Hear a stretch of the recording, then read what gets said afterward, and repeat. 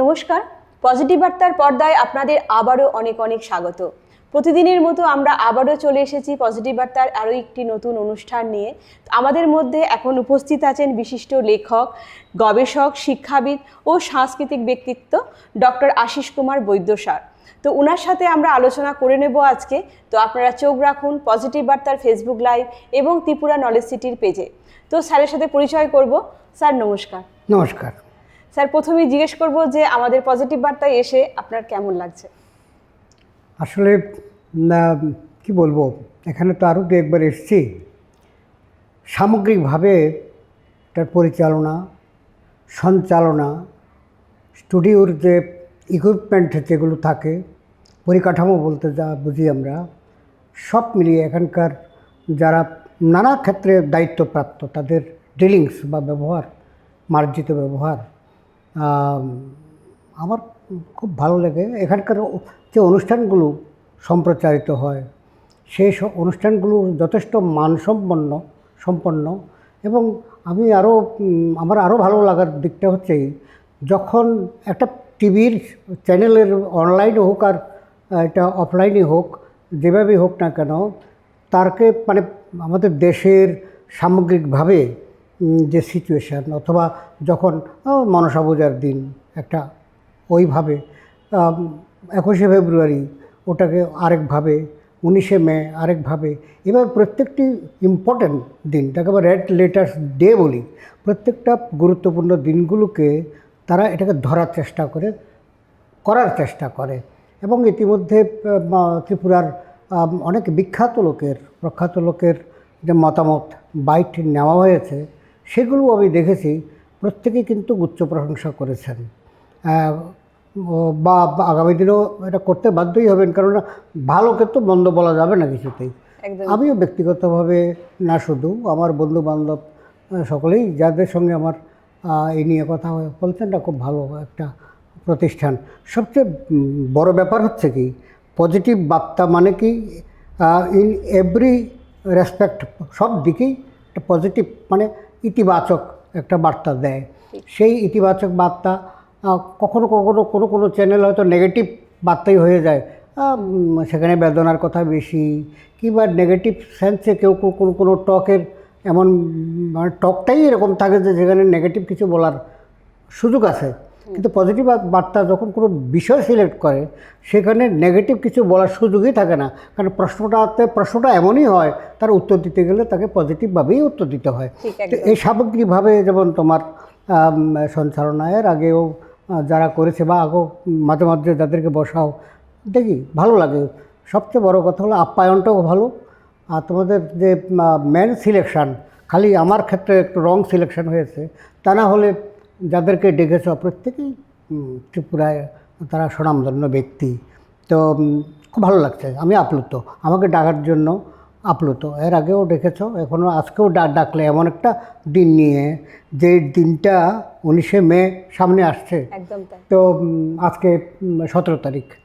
তো 17 তারিখ ব্যাপারটা কাকতালীয়ভাবে আরও একটু গুরুত্বপূর্ণ এই জন্য, আমাকে একবার শিলচরে, সেখানে 19শে মে মানে ভাষা আন্দোলনের যারা নেতৃত্ব, তারা একবার আমাকে নিয়ে গিয়েছিলেন। এখানে একটা বঙ্গভবন আছে, সেখানে আমরা দেখলাম তারা 17 তারিখ থেকেই এই দিনটি পালন করে, মানে আজকের দিন থেকেই তারা মানে আসাম এখন হচ্ছে শিলচরে। এই আমরা এখানে যখন টক শো করছি, কথা বলছি, তখন সেখানে আলপনা দিয়ে, তো এটার নাম দিয়েছে তারা 19-এর আহ্বান।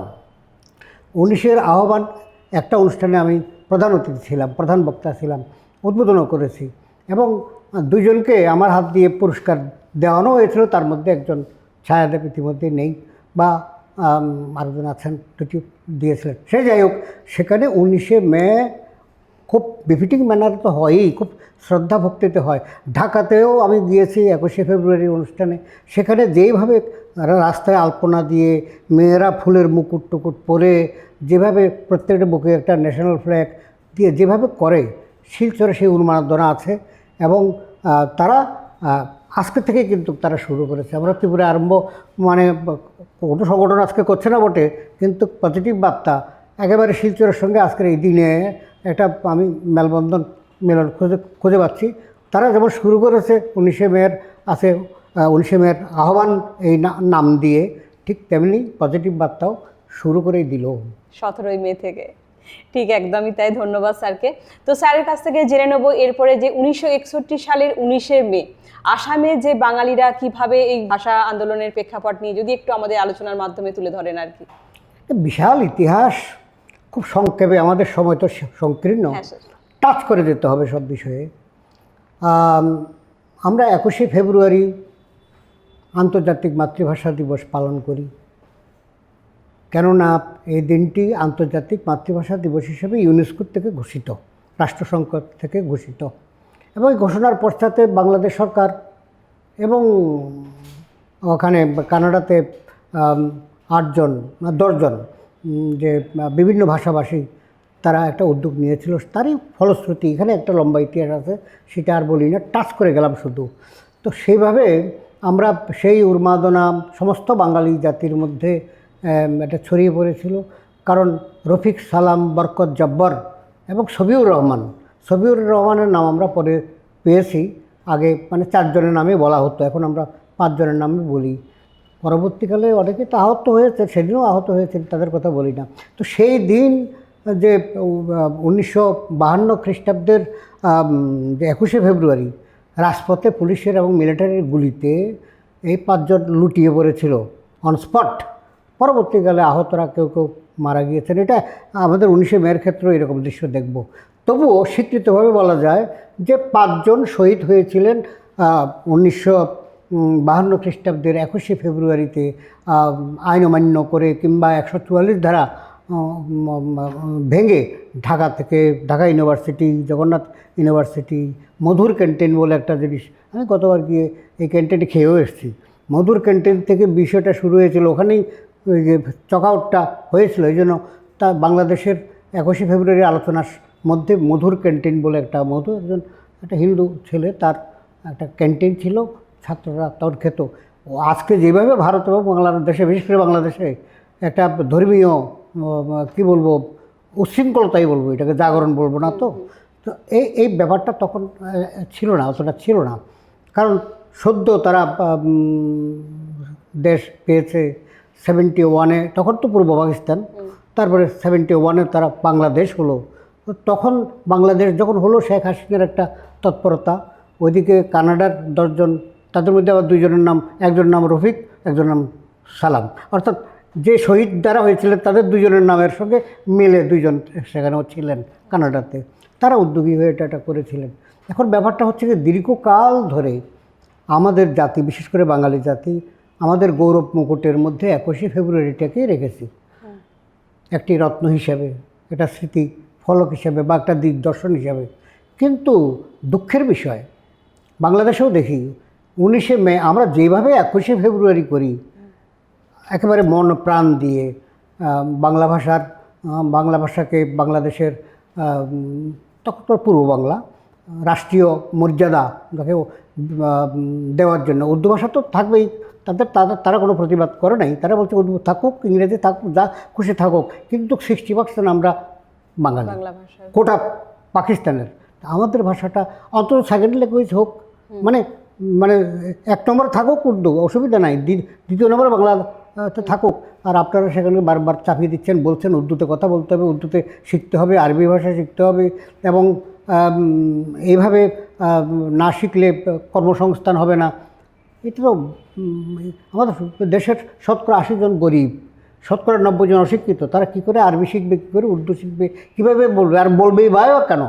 একজন বাঙালির তার মাতৃভাষা এত উন্নত একটা ভাষা তার আছে, এটা তো এমন না যে এটা অনুন্নত ভাষা। আজকে তো অনুন্নত ভাষাগুলো নিজেদের স্বাতন্ত্র্যের জন্য, গৌরবের জন্য, তারা মর্যাদার জন্য লড়াই করছে, এটা স্বাভাবিক। তো এইভাবে আমরা 21শে ফেব্রুয়ারিকে এখানেও ত্রিপুরাতেও আমরা প্রতি বছরেই করি। 1952-এর 21শে ফেব্রুয়ারির দিনটি আন্তর্জাতিক যে সংস্থা 1988-তে যে এটা ঘোষণা করেছিল, বা 1990-90-এর মধ্যে এটা একটা পরিপূর্ণ রূপ পায়, তখন তারও আগে আমরা বাংলাদেশ তো একেবারে 1952 থেকে পালন করছে। সুদিনে দুর্দিনে সবসময় বাহার তারা 21শে ফেব্রুয়ারিটা পালন করে আসছে। কিন্তু সারা পৃথিবীতে যে সমস্ত বাঙালিরা ছড়িয়ে ছিটিয়ে ছিল, তারাও 21শে ফেব্রুয়ারি ছাড়াও অন্যদিন তেমনভাবে করেনি। আর আমাদের ত্রিপুরায় 1993 থেকে এই 21শে ফেব্রুয়ারি প্রতিপালিত হয়ে আসছে। আমার মাতৃভাষা মিশনের আমি সেক্রেটারি ছিলাম, অগ্নিকুমার আচার্য প্রেসিডেন্ট ছিলেন, পৃষ্ঠপোষক তখনকার তৎকালীন তথ্য সংস্কৃতি দপ্তরের মন্ত্রী ছিলেন। আমরা অনেক অনুষ্ঠান করেছি এবং আমরা আজকে জোর গলায় দাবি করি যে ত্রিপুরা পথ দেখিয়েছে। ত্রিপুরায় সর্বপ্রথম আন্তর্জাতিক ঘোষণার আগেও এটা সাড়ম্বরে, কিন্তু আমরা বাংলাদেশে গিয়ে দেখলাম যে বড় একটা নেই কিছু একটা। ধীরেন্দ্রনাথ দত্ত, যিনি বাংলা ভাষার আন্দোলনের জন্য করাচিতে, তিনি সাংসদ ছিলেন, এমপি ছিলেন, করাচিতে তিনি যখন জোর গলায় বলছেন যে আমরা বাংলা ভাষাকে রাষ্ট্রভাষা হিসাবে ঘোষণা দিতেই হবে, তখন তাকে বের করে দেওয়া হয়েছিল এবং বলা হয়েছিল যে এই জন্য তোমাকে ভবিষ্যতে মাসুল গুনতে হবে। এবং বাস্তবিক পরবর্তীকালে তাকে হত্যা করা হয়েছিল পুত্রসহ এই ময়নামতি ক্যান্টনমেন্ট বা কুমিল্লা ক্যান্টনমেন্টে। তো সে যাই হোক, তো এখন 19শে মের এই প্রসঙ্গটা এসছে। আমরা দেখছি যে 1961 সন 1961 সন অত্যন্ত গুরুত্বপূর্ণ দুটি কারণে এই ভাষা আন্দোলনের জন্য, মানে ভারতে ভাষা আন্দোলনের জন্য, এবং সেই সঙ্গে সঙ্গে সেটা ছিল রবীন্দ্রনাথের জন্মশতবার্ষিকী বর্ষ। কারণ তিনি 1861-তে জন্মগ্রহণ করেছিলেন, 1961-তে শতবর্ষ। তো রবীন্দ্রনাথ বিশ্বকবি, বাংলায় মানে তিনি গীতাঞ্জলি থেকে করে বহু পৃথিবী বিখ্যাত কাব্যগ্রন্থ লিখেছেন, নাটক লিখেছেন, উপন্যাস লিখেছেন, গল্প লিখেছেন। সেই রবীন্দ্রনাথ, যাকে মহাত্মা গান্ধী কবিগুরু হিসাবে সম্মান করেন, আর ওই কাজী নজরুল ইসলাম গুরুদেব হিসাবে সম্মান করতেন বা আসলে রেখে পুজোও করেছেন, এমন ইতিহাসও পাওয়া যায়, তার লেখায় পাওয়া যায়। সেই মানুষটার জন্মদিনে আমরা একটা দুঃখজনক ঘটনার সম্মুখীন হলাম। অর্থাৎ 1961 খ্রিস্টাব্দের এই সময়টায় বাংলা ভাষাভাষী যারা ছিল, তখনও আমরা সকলেই জানি, এটাও একটু টাচ করে যেতে হয় যে একটা সময় আসামের মানে শিক্ষার ভাষা ছিল বাংলা। একটা সময় আসামের টোটাল জনসংখ্যার অধিকাংশই ছিল বাঙালি, এবং তাদের যে ভাষা সংস্কৃতি এগুলো অহমীয়াদেরকেও প্রভাবিত করেছিল। সেখানে মেলবন্ধনও ছিল। কিন্তু পরবর্তীকালে আমরা যখন দেখলাম ভাষাভিত্তিক রাষ্ট্র যখন গঠিত, ভাষাভিত্তিক রাষ্ট্র, যে যারা হিন্দি বলে তাদের মতো করে এক একটা বাংলা, যেমন পশ্চিমবঙ্গ বা আমাদের ত্রিপুরাতে ত্রিপুরীরা একটা সময় এখানে রাজত্ব করেছেন। একবারে ত্রিপুরার শেষ রাজা বীর বিক্রম পর্যন্ত সকলেই ত্রিপুরী বংশীয় ট্রাইবেল রাজা তারা। কিন্তু তারা আর্যীকরণের মাধ্যমে হিন্দু ধর্ম গ্রহণ করার পরে তাদের যে আচার আচরণ বাঙালিদের সঙ্গে মেলবন্ধন ঘটেছে। মহারাজা প্রথম রত্নমাণিক্য 10,000 বাঙালিকে আমন্ত্রণ করে ত্রিপুরায় নিয়ে এসেছিলেন বিভিন্ন পেশাগত দিক থেকে। কারণ ট্রাইবেলদের অনেকেই চুল কাটা জানে না, অনেকেই কুম্ভকারের কাজটা জানে না, অনেকেই হাতুড়ি তৈরি করা কিংবা শাবল তৈরি করা কিংবা লৌহ কর্মকারের কাজটা জানে না, অনেকে পূজা আর্চা করার জন্য ব্রাহ্মণ প্রয়োজন। বিভিন্ন পেশায়, কথাটা আমি আর ভেঙে বললাম না, বিভিন্ন পেশায় নিযুক্ত যারা, তাদের মধ্যে থেকে 10,000 বাঙালিকে নিয়ে এলেন। বাঙালি ঢুকলো ত্রিপুরাতে। তারপর আমরা দেখলাম 1947 সালে দেশ যখন স্বাধীন হলো, তখন পাকিস্তান দ্বিজাতি তত্ত্বের একটা ভুল তত্ত্বের মাধ্যমে হিন্দু মুসলমান ভাগ হয়ে গিয়ে দুটি রাষ্ট্রের উদ্ভব ঘটল। এবং এই রাষ্ট্রের উদ্ভব ঘটার পরে আমরা দেখলাম 47-এ কাতারে হিন্দু বাঙালি আসামে, ত্রিপুরায়, পশ্চিমবঙ্গে 3টা জায়গায় ঢুকতে শুরু করলো। তো হয়ে গেল। তো সংখ্যার দিক থেকে আবার বাঙালিদের সংখ্যা আসামে কম ছিল না। সে যাই হোক, এরপরে আরেকটি কথা আছে, ভাষাভিত্তিক রাষ্ট্রের কথা বলেছি, রাজ্যের কথা বলেছি, আবার ভাষাভিত্তিক মানে ভাষা কমিশন, যেটা ভারত সরকার যে ভাষা কমিশন, সেখানে বলা হয়েছে 70% বা তার আশপাশের লোক যখন কোনো ভাষায় কথা বলে, সেই রাজ্যের মূল 1 নম্বর ভাষাটা এটা হবে। আর 30% বা 27% মানে সংখ্যালঘু এরপরে যেটা আছে, তারপরে যেটা আছে। কারণ তাছাড়া আসামে তো ট্রাইবেলরা আছে, যেমন সেখানে কার্বি আলং থেকে আরম্ভ করে গোয়ালপাড়ায় অবশ্য বাঙালিদের সংখ্যা বেশি, শিলচর গোটাটাই বাঙালিদের সংখ্যাধিক্য। সুতরাং সেকেন্ড ল্যাঙ্গুয়েজ হিসেবে রাজ্য সরকারের স্বীকৃতি পাওয়ার কথা ছিল বাংলা ভাষা, সেটা দিতে রাজি ছিলেন না। তখনকার কংগ্রেস গভর্নমেন্ট ছিল আসামে, গোপীনাথ বরদলৈ গোপীনাথ বরদলৈ বললেন যে ওই জেন্না যেমন বলেছিলেন যে শুধু উর্দুই হবে অখণ্ড পাকিস্তানের ভাষা। গোপীনাথ বরদলৈ বললেন যে অসমীয়া ভাষাই হবে এ রাজ্যের ভাষা, ইংরেজিটা থাকবে। তত বাঙালিরা তো গর্জে উঠবেই, বাঙালি তরুণ তরুণীরা গর্জে উঠলো। করিমগঞ্জে প্রথম, তারপরে শিলচরে, তারপরে গোয়ালপাড়া, বিভিন্ন জায়গাতে ভাষা সংগ্রাম সমিতি গঠিত হলো এবং সামগ্রিকভাবে বরাক উপত্যকায় একটা কেন্দ্রীয় কমিটি গঠন হলো। তারা আন্দোলনের ডাক দিল। মোহিত পুরকাস্তর থেকে আরম্ভ করে অনেকের নাম উল্লেখ করা যায়, রাজীব কর থেকে আরম্ভ করে। তো তারা বাঙালি জাতিকে বোঝাতে এটা সক্ষম হলো, বা বাঙালি জাতিদের যারা বাংলা ভাষা কথা বলে, মাতৃভাষায় রবি ঠাকুর বলেছেন মাতৃভাষা মাতৃদুগ্ধের মতো, তারা এটা উপলব্ধি করতে পারলো। আন্দোলন চললো। এই আন্দোলন তীব্র হতে হতে হতে হতে হতে ওই বাংলাদেশ যেমন আন্দোলন 47-48 থেকে শুরু হয়েছিল, আউটব্রাস্টটা হয়েছে 1952 খ্রিস্টাব্দে, এখানেও আউটব্রাস্টটা হয়েছে 1961 খ্রিস্টাব্দের 19শে মে। সেদিন হরতাল ডাকলো। বাংলা ভাষাকে রাজ্যের অন্যতম স্বীকৃত ভাষার মর্যাদা দিতে হবে, এই দাবি নিয়ে একটা হরতাল ডাকলো। আর সরকার পক্ষ 144 ধারা জারি করলো। একেবারে মিলটা আছে একবারে 1952 খ্রিস্টাব্দের বাংলা পূর্ব পাকিস্তানের সে ভাষা আন্দোলনের সঙ্গে। স্বাভাবিকভাবে ছাত্রীরা, তরুণ তরুণীরা এবং তার সঙ্গে নানা পেশাজীবী মানুষরাও তাকে সমর্থন দিল এবং হাজার হাজার লোক রাস্তায় নেমে গেল 144 ধারা ভঙ্গ করবে।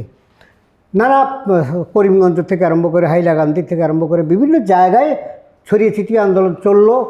আর একেবারে শিলচর শহরে যে শিলচর রেল স্টেশন, সেই রেল রাস্তাটাকে রুখে দেওয়া একটা বড় গুরুত্বপূর্ণ পদক্ষেপ ছিল। সেখানে শহীদ কমলা ভট্টাচার্য থেকে আরম্ভ করে তারা পরবর্তীকালে শহীদ হয়েছেন। এইভাবে মানে হাজার হাজার লোক রেল লাইনের উপরে বসে রইল। সকাল থেকে হাজার হাজারে বাঙালি তরুণ তরুণী এবং নানা পেশার লোক যেমন রেল অবরোধ করলেন, ঠিক তেমনি হাজারে হাজারে পুলিশ, মিলিটারি, আধা মিলিটারি, বিশেষ করে Assam rifles, Assam police, CRP, আধা সামরিক বাহিনী বলছি, এরা সকলেই এটাকে দমন করার জন্য, কিন্তু দমন করবে কি, এটা তো সত্যাগ্রহ আন্দোলন, মানে অহিংস সত্যাগ্রহ, সেখানে তো মারদাঙ্গা হচ্ছে না। সুতরাং দমন করার মতো কোনো স্কোপই পাচ্ছে না, অথচ দমনটা করতে হবে। কিভাবে করবে? তো এইভাবে এই সময়টা, সকাল সময়টা কেটে গেল। দুপুর 2:30 থেকে 35 মিনিটের মধ্যে একটা ব্যাপার দেখা গেল। হঠাৎ দেখা গেল একটা মানে পুলিশের গাড়ি, যে গাড়িতে যাদেরকে অ্যারেস্ট করা হচ্ছিল, সত্যাগ্রহীদের তো অ্যারেস্ট করা হয়, করে করে গাড়িতে নিয়ে যাওয়া হচ্ছিল, নিয়ে গিয়ে অনেক দূরে ছেড়ে দেওয়া হয়েছে। ফলে দেখা যাচ্ছে আরেক দল এসে সে শূন্যস্থান পূর্ণ করছে। যখন এমন একটি গাড়ির মধ্যে হঠাৎ আগুন দেখা গেল। কে বা কারা আগুন লাগিয়ে দিয়েছে, অনেক সময় নিজেরাও তো কেউ লাগাতে পারে, জানি না কী হয়েছিল। আবার কোনো উগ্র মস্তিষ্ক লাগাতে পারে, অথবা অতি ক্ষোভের বহিঃপ্রকাশ, কারণ লাঠি চার্জ শুরু হয়ে গেছে, ব্যালট চার্জ শুরু হয়ে গেছে, উত্তেজিত হয়ে লাগাতেও পারে, নাও লাগাতে পারে। বিষয়টা আজও মানে পরিষ্কার নয়। সঙ্গে সঙ্গে পুলিশ গুলি বর্ষণ শুরু করলো। সেই গুলিতে একেবারে অনস্পট 11 জন শহীদ হলেন। 11 জন অনস্পট তারা শহীদ হলেন এবং তার মধ্যে একজন সত্যেন দেব গুলি খেয়ে প্রাণ বাঁচাবার জন্য ঝাঁপ দিয়ে একটা পুকুরের মধ্যে, রেল স্টেশনের সঙ্গে একটা পুকুর, আমি দেখে এসেছি এটা আমি সেখানে গিয়েছিলাম একাধিকবার। তো সেই পুকুরে ঝাঁপ দেওয়ার পর তাকে ওখানেও একটা গুলি করা হয়েছে। এইভাবে একাদশ দধিচি বলি, দধিচি যেমন নিজের মানে প্রাণ বিসর্জন করে নিজের অস্ত্র দিয়ে ইন্দ্রকে বজ্র বানিয়ে দিয়েছিলেন এবং তার দ্বারা অসুরকে নিধন করা হয়েছিল, এই ঠিক 11 জনও আমাদের মুখে ভাষা তুলে দিয়েছেন, ভাষার মর্যাদা আমাদের শিরে মুকুটমণি তুলে দিয়েছেন।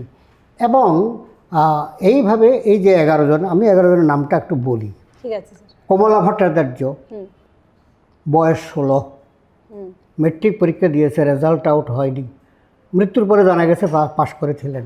পৃথিবীর প্রথম মহিলা ভাষা সৈনিক, পলিটিক্যাল ব্যাপারটা বলছি না, পৃথিবীতে প্রথম মহিলা ভাষা সৈনিক কমলা ভট্টাচার্য।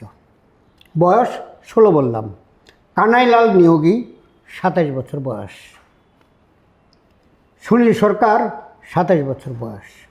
সুকুমল পুরকায়স্থ 36 বছর বয়স।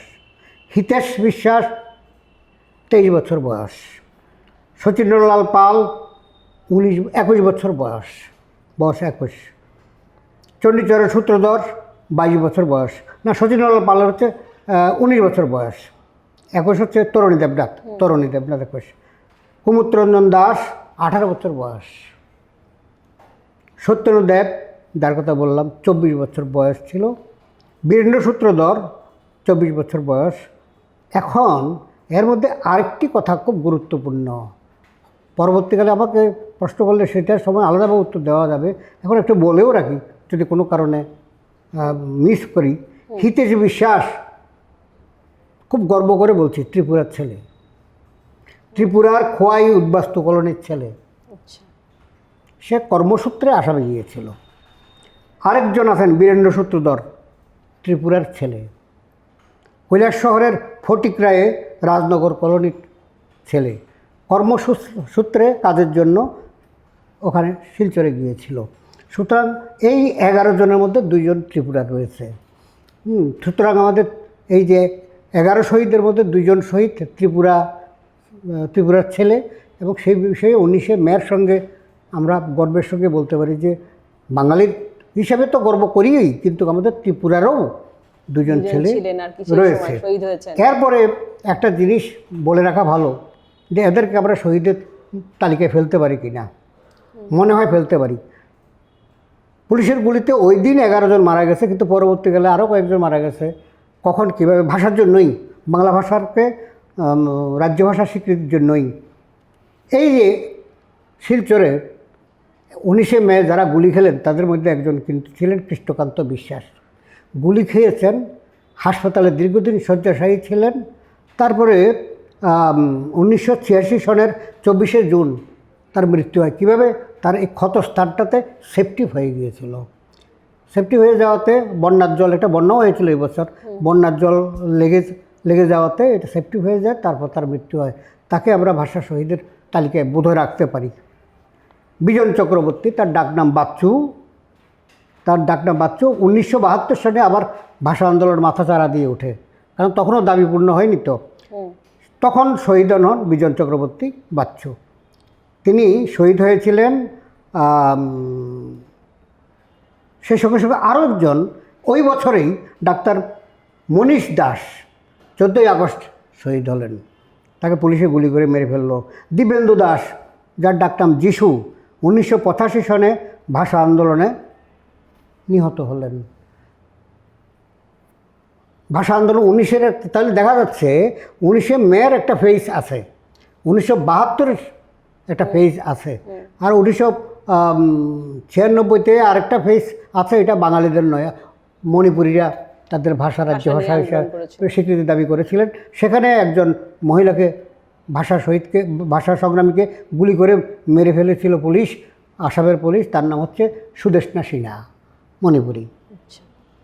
ধন্যবাদ স্যারকে, অনেকটি আমরা জেনে নিতে পারলাম এই ভাষা আন্দোলনে যে 1961 সালে 19শে মে যেটা হয়েছিল ঘটনাটি, মানে ডিটেলসে আমরা জেনে নিলাম। তো এরপরে স্যারের কাছে আমরা চলে যাব যে এই আন্দোলনের গুরুত্বটা কতখানি ছিল, সেটা একটু সম্বন্ধে একটু জেনে নেব স্যারের কাছ থেকে। এর অত্যন্ত প্রাসঙ্গিক প্রশ্ন, এবং তার উত্তরটাও এরকমই হওয়া উচিত যে প্রত্যেকটি জাতি, পৃথিবীর প্রত্যেকটি জাতি নিজের মাকে, নিজের মাতৃভূমিকে ভালোবাসে। প্রথমে নিজের মা, তারপরেই পাশাপাশি নিজের মাতৃভূমি, আর সেই সঙ্গে সঙ্গে ভাষা জননী। আসামে একটা জাতীয় সঙ্গীত আছে, তারা একটা জাতীয় সঙ্গীত গায়, জনগণ মন তো গাই, সেটা হচ্ছে চির চেনেহি মোর ভাষা জননী। উচ্চারণটা ওদের মতো করেই করে। আমি নিজে আসাম সাহিত্য সভার বিভিন্ন সম্মেলনে গিয়েছি, সেখানে অন্তত 100 জন মঞ্চে দাঁড়িয়ে এই গানটা গায়, প্রথমেই এই গানটা গায়। 120 ফুট থাকে লম্বা স্টেজটা, প্রায় 60 ফুট থাকে। আর তাদের এই অনুষ্ঠান করার জন্য, দ্বিবার্ষিক সম্মেলন করার জন্য ঘোরদুর মাঠের মতো, জেরেঙ্গার মাঠের মতো মানে বড় মাঠের প্রয়োজন হয়। আমাদের ত্রিপুরাতে এই তার সঙ্গে তুলনীয় মাঠ বোধহয় একটাই আছে, সেটা হচ্ছে আসাম রাইফেলস মাঠ। এই ধরনের একটা মাঠের প্রয়োজন হয়, কারণ 1 লাখ লোক কাছাকাছি তাদের অনুষ্ঠানে যোগদান করে, এশিয়ার বৃহত্তম একটা সংগঠন। তো সে যাই হোক, তারা একটা গান গায়, চির চেনেহি মোর ভাষা জননী। তারপর আসামকে নিয়েও একটা গান তারা গায়, লিখেছেন সেভাবে। আর কোনো রাজ্যে এ ধরনের নিজস্ব গান আছে বলে আমার ঠিক জানা নেই, মানে এত ভালোবাসে। কিন্তু দুঃখের বিষয় যে একটা সময়, এখন আমাদের সঙ্গে ঘনিষ্ঠ সম্পর্ক, ত্রিপুরাতে আসাম সাহিত্য সভার একটা দায়িত্ব আমার কাছেও আছে। তো সেটা যেটা বলছিলাম যে অত্যন্ত গুরুত্বপূর্ণ বিষয় হচ্ছে এই যে তখনকার সময়ের সঙ্গে এখন একটু পরিবর্তন হয়েছে। তো আমাদের এখন পর্যন্ত সেরকম রাজ্যিক কোনো সঙ্গীত নেই ত্রিপুরাকে নিয়ে। বইমেলার সময় একটা দুটা গান এখন আমরা নিজেরা আমাদের মধ্যে কেউ কেউ লিখেছেন এবং গান গাওয়া হয়, স্টার্ট হয়েছে মাত্র গত বইমেলা থেকে, তার আগের বছর থেকে। তো এখন ব্যাপারটা হচ্ছে কি, এটা গুরুত্ব সাংঘাতিক। কেন? আমরা এখন দেখতেছি যে সারা পৃথিবীতে একটা পাশ্চাত্য বা ফরেন বা ইউরোপিয়ান আমরা যাকে বলি, তার যে কালচার, আমাদের ভারতীয় কালচারকে, বাঙালি কালচারকে বা অন্যান্য ভাষাভাষী যারা আছেন সেই কালচারকে গ্রাস করে ফেলেছে। ট্রাইবেল বেল্টে আমি অনেক জায়গাতে গিয়েছি, দেখেছি ট্রাইবেল হাজাগরি নৃত্য যেমন হয়, আবার কোথাও কোথাও মানে ব্রেক ড্যান্স হচ্ছে, বা ট্রাইবেল ছেলেরাই মানে ইউরোপিয়ান গান, মানে খ্রিস্টানটি যেমন আমাদের জম্পু হিলের দিকে প্রচুর খ্রিস্টান আছে, মিজোরাম নাগাল্যান্ডের একটা প্রভাব এখানে পড়ে। তো যার কিন্তু তাদের মিজো গান তো তেমন গায় না, নাগা গান তো তেমন গায় না, ইংরেজি গান গাইছে বা ইংরেজি বাদ্য বাজাচ্ছে। আমাদের সঙ্গীতে, আমাদের বাদ্যযন্ত্রে, আমাদের কবিতায় পাশ্চাত্যমুখী একটা ধারণা বহুদিন যাবৎ চলে আসছিল, এখনও চলছে। এখনও আমরা দেখি কি, আমাদের ছেলেটিকে ইংরেজি মাধ্যম স্কুলে পড়াতে না পারলে, টাই টুই বুট টুট পরে তাকে পাঠাতে না পারলে, আমি রিক্সাওয়ালা হই কিংবা আমি মাস্টার হই কিংবা আমি প্রফেসর হই কিংবা আমি মন্ত্রী হই, নাহলে শান্তি হই, যাই হই না কেন, আমার ধারণা থাকে ছেলেটি যদি বড় হয়ে গিয়ে থাকে, সুযোগ না থাকে, নাতিটাকে অন্তত পাঠিয়ে দিই। তো আমাদের কাজে এবং কর্মের মধ্যে অনেক সময় ফারাক থাকে। হ্যাঁ, আমাকে যদি এখন পাল্টা প্রশ্ন করা হয় যে সারা পৃথিবীতে এখন কর্মসংস্থানের জন্য ছেলেদেরকে দেশ বিদেশে ছুটতে হচ্ছে, সে ইংলিশ না জানলে চলবে কী করে? আর ইংলিশ কি নজরুল ইসলামও তো কম, মানে রবি ঠাকুর তো কম জানতেন না। গীতাঞ্জলিটা সং অফারিংস নাম দিয়ে ট্রান্সলেট করে তো তিনি নোবেল পুরস্কারটা পেয়েছেন। তিনি বাংলা গীতাঞ্জলির জন্য পাননি তো, তিনি সং অফারিংস ইংরেজিতে ট্রান্সলেট করার পরে এটার জন্য তিনি পেয়েছেন। তো এখন প্রশ্নটা হচ্ছে কি, তিনি নিজে বলছেন যে আমি মানে বিদ্যালয়ের প্রথাগত শিক্ষায় বিশ্বাসী নই, গৃহশিক্ষকের মাধ্যমে তিনি শিক্ষা লাভ করেছিলেন। তিনি চমৎকার ইংরেজি, ফরেনে তার টিকিট কেটে তার গান, তার বক্তব্য বা তার গান বা তার কবিতা, তার কণ্ঠে শোনার জন্য টিকিট কেটে যেতে হতো মোটা অঙ্কের, এবং তাকে সেরকম একটা অনারিয়মও দেওয়া হয়েছে। কিন্তু তিনিও যখন আমাদের ক্যালকাটা ইউনিভার্সিটিতে ইনভাইটেশন পেলেন, তখন আশুতোষ মুখার্জি ছিলেন উপাচার্য, ডক্টর শ্যামাপ্রসাদ মুখার্জির বাবা, যাকে বাংলার বাঘ বলা হয়।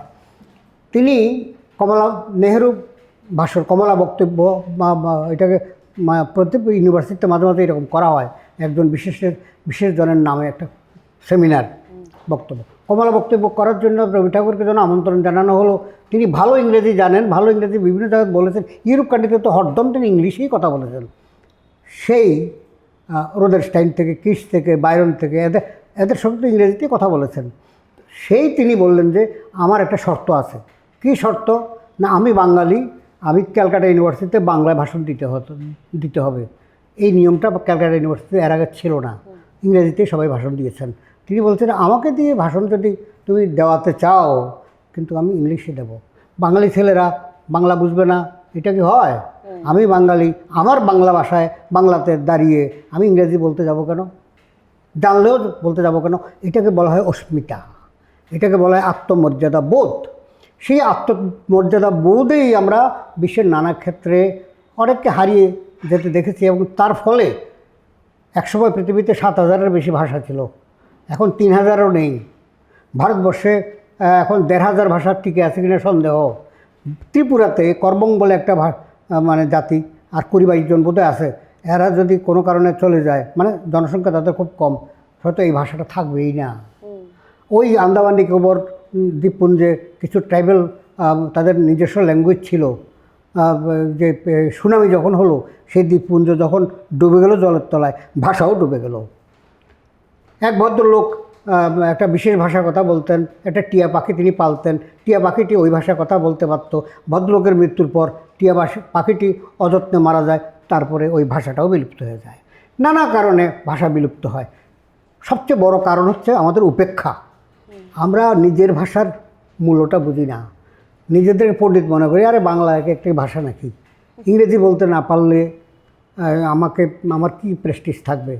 আমি একটা সংবাদ দিতে পারি আমার ওই বাংলায় চমৎকার, যে এটা হচ্ছে জীবনব্যাপী শিক্ষা। রামকৃষ্ণ পরমহংসদেব লেখাপড়া জানতেন না, বলেছেন যতদিন বাঁচি ততদিন শিখি। তো এটাকেই আবার বিবেকানন্দ অবশ্যই ইংরেজিতে বলেছেন, education is the manifestation of the perfection already in man. তো এখন মনে হয় যে এরকম একটা ইংরেজি লাগাতে পারলেই আমার টক শোটা একটু ভালো মনে হবে, আর মানুষও মনে করবে যে পণ্ডিত ইংরেজি বলতে পারে। নট দ্যাট, আমি তো আসামে আমার যে ভাষণ দিই সেটা বাংলাতে দিই, এবং পরবর্তীকালে পরের দিন সকালবেলা পত্রিকাগুলো আমার কাছে যখন এরা পাঠায়, দেখি যে তারা আমার ভাষার চমৎকার বুঝতে পেরেছে, নিখুঁত আমি যা বলেছি তাই লিখেছে, অসমীয়া ভাষায় তাই লিখেছে। অর্থাৎ ব্যাপারটা হচ্ছে কি, আমরা যদি মনে করি যে আমার ভাষা মানে আমার থেকে তোমাকে যদি কোনো পয়সা নিতে হয়, এ বিষয়ে একটা গল্প আছে, যে দুজন বন্ধু বলছে যে আমরা ওখানে যে গেলাম, এরা তো আমাদের ভাষা বুঝবে না, বলছে তারা বুঝেই আমাদের কাছ থেকে টাকা নিয়ে যাবে। এবং বলা হয়েছে যে রিক্সাওয়ালাকে বলছে যাবে ওখানে, যাবে একটা রেস্টুরেন্টের নাম, বুঝতে পারছে না, কুছ নেহি সমঝা। বলছে আরে ওইখানে কি যাবে, ওখানে আমি যাব খাবো। ও समझ गया उस पर जाना है আর খানা है উঠি। বলছে কিন্তু এটাকে আমি আবার সঠিকও মনে করি না, কারণ আপনার ভাষা ওকে বলতে বাধ্য করার আমি কে? আমি বলতে না পারলে আকার ইঙ্গিতে বুঝাই, সে বুঝেও নাই, সে ওই যে আমি খামু বলছে তাতেই সে বুঝে নিয়েছে কিছু খাবে। তো এখন ওখানে উর্দু চাপিয়ে দেওয়া হয়েছিল। লোকসংখ্যা কত পাকিস্তানের তখন? অখণ্ড পাকিস্তানের 7% লোক হচ্ছে 7% লোক উর্দু ভাষা কথা বলে, 64% লোক বাংলা কথা বলে অখণ্ড পাকিস্তানে। আর বাকিরা কোথায়? পুস্তো, বালুচ, সিন্ধি, তারপর ইংরেজি, কিছু দোভাষী, দুটাই বলে, উর্দু বলে ইংরেজিও বলে, এরকম দুটো ভাষায় কথা বলে, এরকম আছে। তো এইভাবে আমরা দেখলাম যে সেখানে মেজরিটি ছিল বাংলাভাষী। তাদের অস্মিতা জেগেছে, কেন আমাকে উর্দু বলতে হবে, আমি বাংলায় বলবো। এখন উর্দু বলতে গেলে আমি শিখতেও পারবো না, তাহলে চাকরি যারা করছে চাকরি ছাড়তে হবে। ইন্টারভিউতে আমি উর্দু বলতে পারবো না, মানে আমি বাদ, আমার মার্কশিট এই কাগজপত্র কোনো কাজে লাগবে না। সুতরাং তারা গর্জন হচ্ছিল, নো নেভার।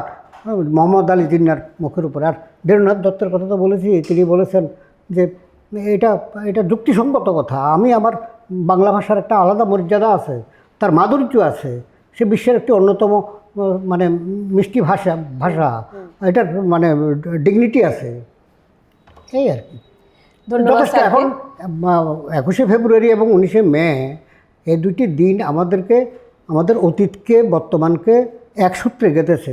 বলছে তুমি যদি মাকে ভালোবাসতে না পারো, ভূমিকে ভালোবাসতে না পারো, তুমি আমেরিকা, চীন, পাকিস্তান কিংবা রাশিয়া কাউকে ভালোবাসতে পারবে না। স্যার, এই প্রসঙ্গে একটা প্রশ্ন আবারও একটু জিজ্ঞেস করে নেবো আপনাকে, যে আমাদের বাংলাদেশে তো 21শে ফেব্রুয়ারিকে ভাষা দিবসের মর্যাদা দেওয়া হয়েছে, তো 19শে ফেব্রুয়ারিকেও কি 19শে মে কি সেইভাবে মর্যাদা পেয়েছে? Depend on situation. তখন যে দেওয়া হয়েছে এটা একটা সিচুয়েশান তখন ছিল। আমি আগেই বলেছি যে কানাডাতে 10 জন বিভিন্ন ভাষাভাষী, আমাদের দক্ষিণ ভারতের একজন হিন্দিভাষী ছিলেন, আর বাংলাভাষী ছিলেন 2 জন, ওনারা কানাডাভাষী, অস্ট্রেলিয়ান ভাষী, তারপরে চিলির একজন ছিলেন, ওই ভাষায় কথা বলে। তাদের মধ্যে বন্ধুত্ব হয়ে গিয়েছে। তারা বলল যে আমাদের বাংলাদেশে এই ধরনের মানে পূর্ব পাকিস্তানে, তখন পূর্ব পাকিস্তান বলা হতো, পূর্ব পাকিস্তানে এমন একটি ভাষা দিবস হয়েছে, এমন একটি কাণ্ড ঘটেছে যে সেখানে 5 জন শহীদ হয়েছে। বিশ্বের বুকে এই প্রথম ভাষা নিয়ে শহীদ। এর আগে ভাষা আন্দোলন হয়নি, ভাষা আন্দোলন নিয়ে এরকম শহীদ হয়নি। সুতরাং এই জিনিসটাকে ইন্টারন্যাশনালি সারা পৃথিবীকে জানাতে হবে, এবং যার মাতৃভাষাকে যাতে সম্মান করে এই মেসেজটুকু দিতে হবে। তারা একটা দরখাস্ত পাঠালো ইউনেস্কোতে, রাষ্ট্রসংঘে। ইউনেস্কো বললো এরকম 8 জন 10 জন 20 জনের লেখায় কিছু আসা যাবে না, তোমাদের সরকার থেকে এই প্রস্তাবটা আসতে হবে, গভর্নমেন্ট লেভেলে আসতে হবে, তা না হলে রাষ্ট্রসংঘে এই বিষয়টা তোলা যাবে না। তোমরা 10 জনকে হু আর ইউ, তোমাদের তো তেমন কোনো আইডেন্টিটি নাই, তুমি বাংলাদেশ সরকারের মাধ্যমে আনো। তখন শেখ হাসিনা প্রধানমন্ত্রী ছিলেন, তিনি রিকমেন্ডেশন করে অর্থাৎ তৈরি করে পাঠিয়েছেন, তারপর তারা এটা গ্রহণ করেছে। এখন সেইটা ছিল একটা সিচুয়েশান। নেক্সটে এবার তারা যেই চেষ্টাটা করেছে, এখন আমি প্রশ্ন করি পাল্টা, সেই চেষ্টা কি আমরা কেউ করেছি? 19শে মেকে আরেকটি আন্তর্জাতিক দিবস হিসেবে ঘোষণা করার সেই চেষ্টা ওই কানাডার 10 জন যুবকের মতো আমরা কেউ করিনি। আমাদের ভারত সরকার, বলা বাহুল্য, এটা এক ভাষা, যা ভারত সরকারের সামনে কতগুলো সমস্যা আছে। আমাদের যে ধ্রুপদী ভাষার সম্মান পেলাম বাংলা এই বছর পেয়ে 24 পেলাম ধ্রুপদী ভাষার সম্মান, চর্যাপদকে দেখিয়ে। কখন আমাদের চেতনা কখন এলো? দেখলাম যে এই চর্যাপদ দেখি, এটা বাংলা ভাষার প্রাচীনতম গ্রন্থ, এটার মধ্যে দু একটা উড়িয়া ভাষা আছে দেখে উড়িয়ারা চর্যাপদ দেখিয়ে ধ্রুপদী আরও কিছু জিনিস দেখিয়েছে। অহমিয়ারাও দেখলে অহমিয়া ভাষারও কয়েকটি পদ আছে, অহমিয়ারাও নিয়ে গেছে। তো বাংলারও ডিমান্ড করেছে, আমি সেই ডিমান্ড যারা করেছে সেখানে আমার সিগনেচার ছিল। দেখলাম শেষ পর্যন্ত 24শে অহমিয়া, উড়িয়া এবং মৈথিলি, মারাঠি ভাষাগুলোকে 24শে এই লেস্ট গত বছর স্বীকৃতি দেওয়া হয়েছে ধ্রুপদী ভাষার স্বীকৃতি দিলে মানে কি, সারা পৃথিবীতে এটা একটা উচ্চাঙ্গীন ভাষা হিসাবে স্বীকৃতি পেল, গভর্নমেন্ট অফ ইন্ডিয়া স্বীকার করে নিল। 1, 2, প্রতিটি বিশ্ববিদ্যালয়ে একটা চেয়ার থাকবে, ধ্রুপদী ভাষার জন্য একটা চেয়ার থাকবে, এই চেয়ারের মাইনে টাইনা মর্যাদা আলাদা থাকবে। একটা অফিস, প্রত্যেকটা রাজ্যে একটা অফিস থাকবে, সেখানে সেক্রেটারি, প্রেসিডেন্ট অনেক থাকবে, অনেকে এটার সঙ্গে জড়িত থাকবে। কর্মসংস্থানের দিক, ভাষাটা যে মর্যাদাপূর্ণ একটা ভাষা, উন্নত মানের ভাষা, এটা গভর্নমেন্ট স্বীকার করে নিল। আমরা স্বীকৃতির জন্য আন্দোলন করি অনেক সময়। সুতরাং 19 নিয়ে আমরা এখন শুরু করেছি। আমি বললাম একটু আগে আলাপ যে গত বছর ঢাকার বুকে একটি সংস্থা, আমি ছিলাম সেখানে, আমাকে প্রধান অতিথি করা হয়েছে। একেবারে 21শে ফেব্রুয়ারি তারা যেই স্পটটায় শহীদ বেদির সামনে করে, সেই শহীদ বেদিতে আমরা পুষ্পার্ঘ্য দিয়ে 19শে মের এই যে 11 জনের শহীদের ছবি দিয়ে আমরা সেখানে এটা পালন করে এসেছি। তো এখন অন্যেরা তো করে না, কারণ এরা সকলেই হিন্দু। বলতে খারাপ লাগে যে 11 জন সকলেই হিন্দু, আর এখানে 21শে ফেব্রুয়ারিতে সকলেই মুসলমান। আমরা এখন পর্যন্ত কাজী নজরুল ইসলামের এই জিনিসটা আত্মস্থ করতে পারলাম না, হিন্দু না ওরা মুসলিম, ওই জিজ্ঞাসা কোনো জন, কাণ্ডারি বড় ডুবিছে মানুষ, সন্তান মোর মার, অথবা যে একে বৃন্তে 2টি কুসুম, হিন্দু মুসলমান। আমরা মনে করি না, কিন্তু কেউ তো করে। সুতরাং সেই ক্ষেত্রে ঢাকায় বা বাংলাদেশের বিভিন্ন রাজধানীতেই তো 19শে মে তেমনভাবে হয় না। এখন আমার আরেক বন্ধু, বিশ্বকবি মঞ্চের যিনি মানে স্থাপয়িতা, তিনি মৌলভীবাজারে বাস করেন। আমি একটা রিকোয়েস্ট তাকে করেছিলাম গত বছর, সে আমার কাছে একটা নির্দেশিকা চেয়েছে যে হোয়াটসঅ্যাপে একটু পাঠান, আমরা এটা ফ্ল্যাক্সটা কীভাবে করতে পারি, আর ওখানে ক্যাপশন কী হবে, এবং এই শহীদগুলোর নাম এবং ছবি একটু পাঠান, আমরা এটা করব। মৌলভীবাজারে অনেকের সঙ্গে আলাপ করেছি, আপনার প্রস্তাবটা সকলেই গ্রহণ করেছেন, সেখানকার চেয়ারম্যান থেকে আরম্ভ করে সবাই। সুতরাং সেখানে আবার হিন্দু মুসলমান এক হয়ে গেছে। তো সবাই বলল যে না, চমৎকার, 21শে ফেব্রুয়ারি পালন করি, হোয়াই নট 19শে মে, ভালো তারা পালন করেছে। আমার কাছে আবার এই ছবি পত্রিকা এগুলো পাঠিয়েছে, হোয়াটসঅ্যাপে কিছু ছবিও পাঠিয়েছে। সুতরাং তৎপরতা একটা লাগে, উভয় পক্ষেই একটা তৎপরতা লাগে। হিন্দুদের মধ্যে সবাই আমরা যে ভালো তা নয়, মুসলমানদের মধ্যে সবাই খারাপ তাও নয়, সবাই ভালো তাও নয়। সুতরাং ভালো খারাপ মিশিয়ে সব জায়গাতে আছে। শুভ শক্তি যদি আমরা এক জায়গাতে থাকতে পারি, তাহলে 19শে মেও আগামী দিনে 21শে ফেব্রুয়ারির মতো সারা পৃথিবীতে প্রতিফলিত হবে। আমি আশা করব, আমি আজকে পজিটিভ বার্তার মাধ্যমে এই বার্তা দেব যে পৃথিবীতে যেখানেই বাঙালিরা আছেন, আপনারা আছেন টরন্টোতে, আপনারা আছেন নিউ ইয়র্কে, আপনারা আছেন লন্ডনে কর্মসূত্রে, কেউ নাগরিক, কেউ আছেন আমেরিকাতে। সুতরাং আপনারা যেখানে আছেন, পয়লা বৈশাখ পালন করেন জানি, দুর্গাপূজা করেন জানি, নিষ্ঠা পরেই করেন সেটা জানি, কুমারটুলি থেকে প্রতিমা নিয়ে যান সেটাও জানি।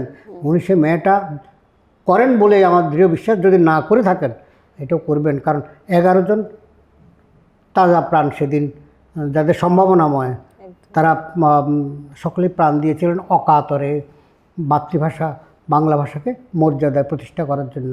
সুতরাং আমাদের মাথার যে মুকুটের মধ্যে একটি রত্ন রয়েছে 21শে ফেব্রুয়ারি, আরেকটি রত্ন সংযোজিত হয়েছে 61তে 19শে মে, সেটি হচ্ছে ওই শিলচর।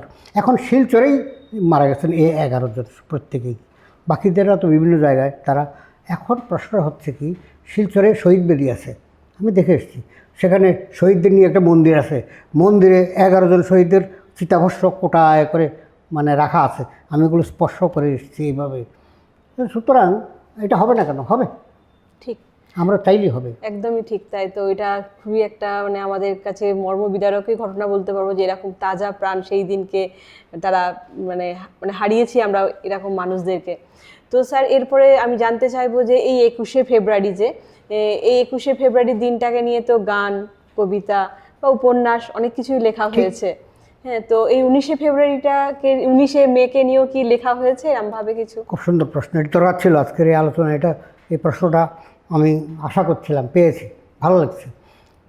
21শে ফেব্রুয়ারিকে নিয়ে উপন্যাস আছে, গান আছে, কবিতাও আছে।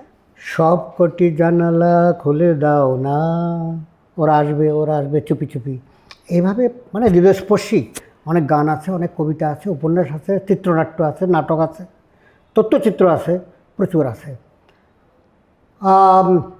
কালিকা প্রসাদ আমরা ইতিমধ্যে হারিয়েছি, উনি শিলচরে এসেছিলেন কয়েক বছর আগে।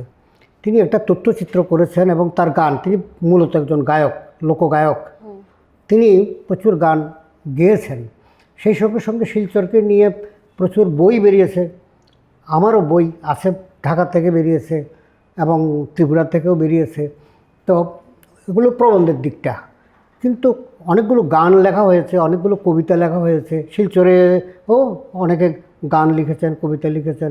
সাহিত্য সংস্কৃতির ক্ষেত্রে 21শে ফেব্রুয়ারির যেমন একটা প্রভাব, 19শে মেরও ঠিক তেমনি একটা প্রভাব আমি লক্ষ্য করি। এখানে আমি কবি দিলীপ লস্করের একটা কবিতা, একটা ছোট্ট একটা অংশ আমি পাঠ করছি। শুনে নেব স্যার। 19শের দিন হাজারে বেদনা হাজার কাহিনীময়, 19শের দিন গর্ববহুল বিপন্নতার জয়, 19শের দিন আরও উজ্জ্বল স্বপ্নের কথা কয়, 19শের দিন 11 শহীদ রক্তের বন্যায়, 19শের দিন হাজার হাজার আহতের কান্নায়, স্টেশনের ইষ্টিকুটুম ইতিহাস হয়ে আছে না ইতিহাস হয়ে রয়, আকাশে বাতাসে শহরে বুকে মহাকাল ডুবে লেখা, ধুলিতে ধূসর যাওয়া পরাগে শীতের সিঁদুর বাঁকা। মানে অনেকের সিঁদুর সেদিন মুছে গিয়েছিল। যারা বললাম তাদের বয়সের কথা তো উল্লেখ করলাম এই কারণে, তাদের অনেকেরই স্ত্রীর বয়স 17-18, তারা বিধবা হয়েছে। আমাদের এই অপারেশন সিন্দুরে যেমন 5 জন মানে 5 দিন 7 দিন পরে ওই তারা হানিমুনে গিয়েছে পহেলগাঁওতে, তাদের মানে নাম জিজ্ঞেস করে করে তাদের বলেছে তোমাদের সামনে আমাদেরকে মেরে ফেলো, ওটা তোমাদের মেরে লাভ নাই, তোমরা ওই গিয়ে বলো যে আমরা মেরেছি। এটা বলার জন্যই তোমাদেরকে বাঁচিয়ে রাখলাম। তাদের সিঁদুর মুছে দিয়েছিল, এই জন্যই তো আমাদের এই অপারেশনটার নাম হয়েছে অপারেশন সিন্দুর। একটা অপব্যাখ্যা করে বাংলাদেশে বা অন্যান্য জায়গা থেকেও কেউ অপব্যাখ্যা করছে যে, সে যাই হোক।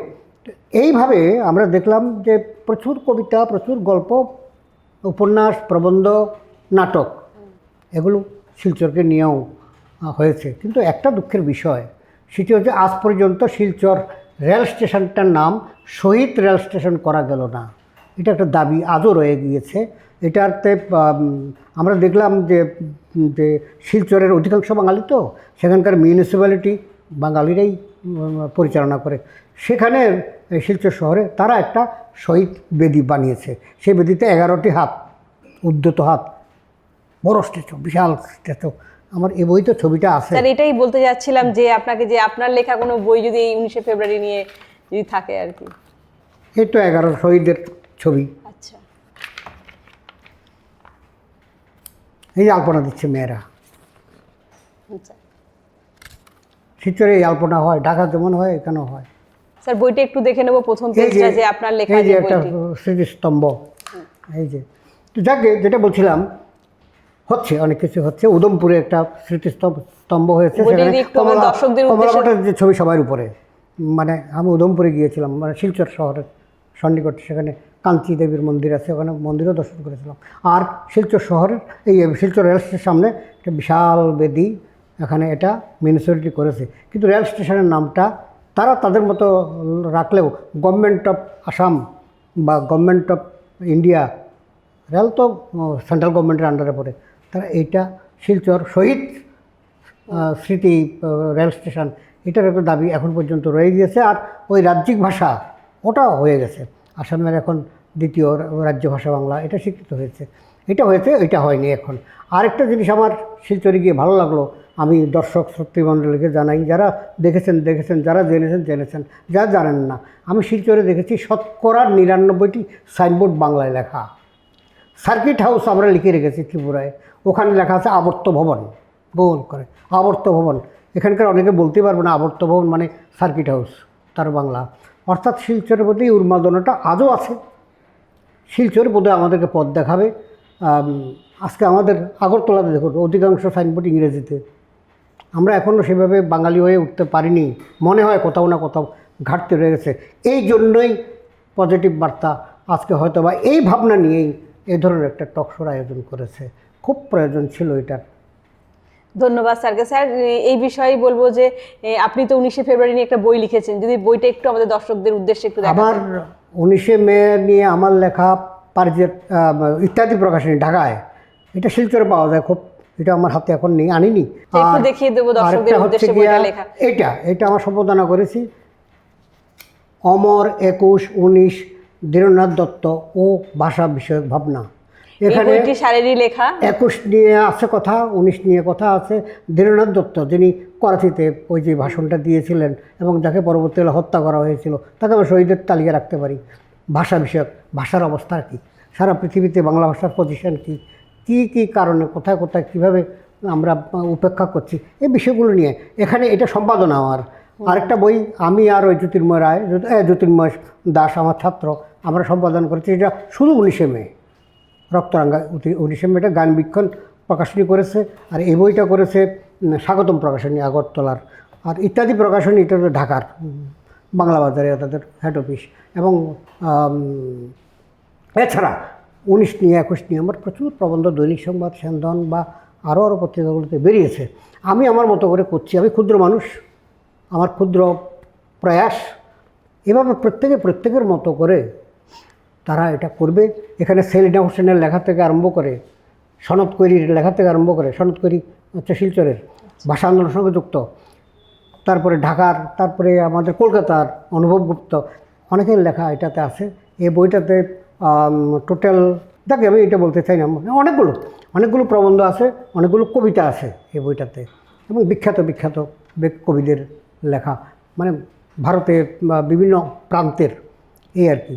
তো আমি ওইটা করতে পারি। আর 19শে মে এই তো আগরতলার রবীন্দ্রভবনে একটা অনুষ্ঠান হবে, আমি তার সভাপতি মণ্ডলীতে থাকবো 19 তারিখ, যে রবীন্দ্রভবনে রবীন্দ্র শতবার্ষিকী ভবনে যে অনুষ্ঠানটা হবে। আর আমরা আলাদা আলাদা বিভিন্ন সংগঠন, আমি 5টা সংগঠনের মুখ্য উপদেষ্টা ওখানে হবে। তো এই হওয়াটা, ওই একটা রবি ঠাকুর বলেছিলেন খুব সুন্দর, যে আমরা আলোচনা করলাম, লিখলাম, কিন্তু অন্তরের মধ্যে ঢুকতে দিলাম না, মানে রিফ্লেক্টেড হলো না আমাদের আচরণের মধ্যে। রবি ঠাকুর দুঃখ করে লিখেছিলেন, তোমার পূজার ছলে তোমায় ভুলে থাকি, তোমার পূজার ছলে তোমায় ভুলে থাকি। আমরা পূজা করি যেদিন একটা ঠাকুর, তারপরের দিন আরেক ঠাকুরের কথা মনে নাই। বাস্তব জীবনে, আমাদের যাপিত জীবন, বাস্তব জীবনে ভাষাকে নিয়ে আসতে হবে অন্তরের অন্তঃস্থলে, তাহলে তার রিফ্লেকশন। আর একটা কথা খুব গুরুত্বপূর্ণ, যারা মাতৃভাষা জানে না তারা ইংরেজি বলতে পারবে না, যারা মাতৃভাষা ভালো করে বলতে পারে না তারা ভালো হিন্দি বলতে পারবে না। অর্থাৎ মাতৃভাষা আমাদের সমস্ত চিন্তা ভাবনা, আজকে এখানে তুমি বসবে, আমি এখানে বসবো, সব চিন্তা, বা এখানে স্টুডিওতে যারা আছে প্রত্যেকে কিন্তু একটা ভাবনা নিয়ে এসছে, তার প্রথম ভাবনাটা আসে বাংলাতেই, যদি বাঙালি হইয়া থাকে। মণিপুরি হলে মণিপুরিতে আসবে, আমি একটা কবিতা লিখবো, কী লিখবো, ভাবনাটা আমার আসবে বাংলায়, তারপর আমি ইংরেজিতে লিখতেও পারি যদি আমার অভিজ্ঞতা থাকে। সুতরাং আমাদের সমস্ত চিন্তা চেতনায় সর্বত্রই আমাদের মাতৃভাষা, যার যা হোক, যারা যেমন ককবরকের জন্য একটা ফাইট করতে হয়েছে একটা সময় ট্রাইবেলরা। আজকে তারা ককবরকে অনেক বই বেরিয়ে গেছে। অর্থাৎ একটা জাগরণ যখন হবে, অন্তর্জাগরণ, তখন মানুষ সচেতন যখন হব, তখন আমাদের ভাষা জননীয় ভালো থাকবে। ভারত আমার জননী, আমার বঙ্গ আমার জননী, আমার ধাত্রী কেন আমার দেশ, কেন গো মাগো মা তোর রুক্ষ মতো শুষ্ক কেন, মল্লিক কেন তোমার, আছে না দ্বিজনের গান। অর্থাৎ আমরা যদি সৎ না হই, আমাদের মায়ের চুল এলোমেলো থাকবে, কারণ তাকে সাজাইনি, ঠিক স্যার। তার জন্য চিরুনি কিনে দেইনি তো, তার পোশাক ছিন্ন থাকবে কারণ আমরা তাকে একটা কাপড় কিনে দেইনি তো। সুতরাং সন্তান যখন কুলাঙ্গার হয়, তখনই একমাত্র তাদের মা বৃদ্ধাশ্রমে থাকে কিংবা নির্বাসনে থাকে, বা রাস্তাতেও পাওয়া যায় অনেক ভিখারিকে, যাদের ছেলেরা প্রতিষ্ঠিত। তাকে সব ক্ষেত্রে এটা সত্য নয়, সামান্য অংশ এটা আছে। হবেই বা কেন, দুটি কি হবে, তিনটেই বা হবে কেন? স্যার ধন্যবাদ আপনাকে, অসংখ্য। আমরা একদমই সেই অনুষ্ঠানের শেষে চলে এসেছি। তো আজকে আমাদের অনুষ্ঠান শেষ করব, তার আগে বলবো আপনি সুস্থ থাকবেন, ভালো থাকবেন, এবং আপনাকে আবারও বলছি যে অনেক ধন্যবাদ যে আপনার এই মূল্যবান সময় আমাদের অনুষ্ঠানে দেওয়ার জন্য, এবং আশা করব আপনি আবারও আসবেন আমাদের অনুষ্ঠানে এবং আপনার এই মূল্যবান বক্তব্য আমাদের মধ্যে দেবেন। তো আজকে আমাদের অনুষ্ঠান আমরা এখানেই শেষ করব। নমস্কার।